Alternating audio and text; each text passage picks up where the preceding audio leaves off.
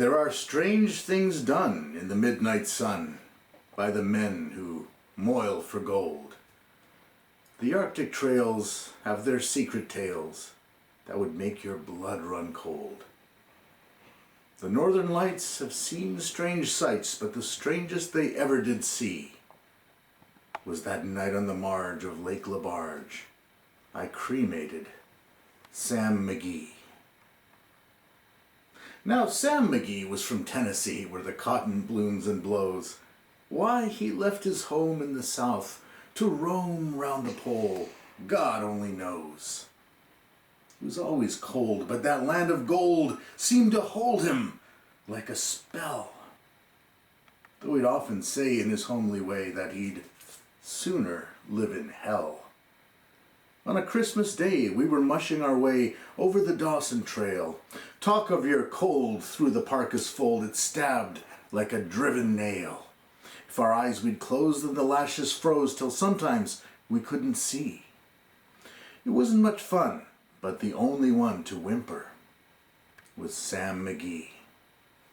And that very night, as we lay packed tight in our robes beneath the snow, and the dogs were fed, and the stars overhead were dancing heel and toe, he turned to me and, "Kyap," says he, "I'll cash in this trip, I guess.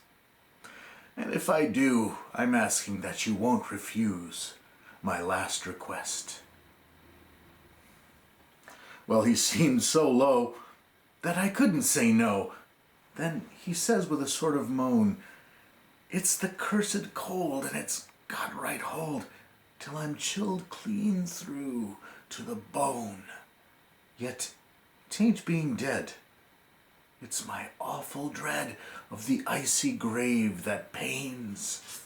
So I want you to swear that foul or fair, you'll cremate my last remains."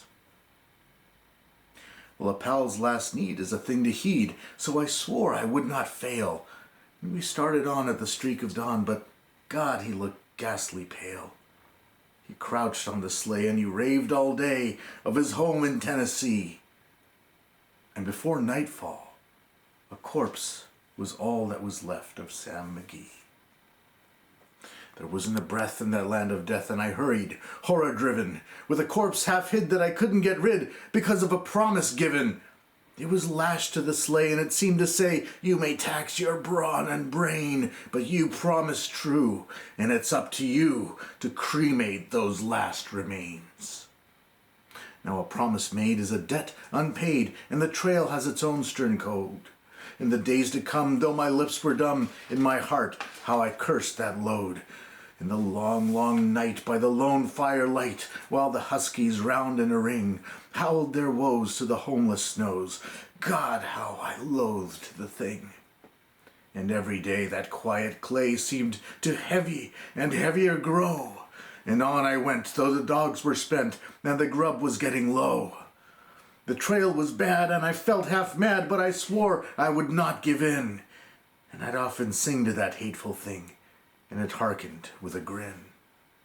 Till I came to the marge of Lake LaBarge, and a derelict there lay. It was jammed in the ice, but I saw with a trice it was called the Alice May. And I looked at it, and I thought a bit, and I looked at my frozen chum. "Then here," said I with a sudden cry, "is my crematorium." Some planks I tore from the cabin floor, and I lit the boiler fire.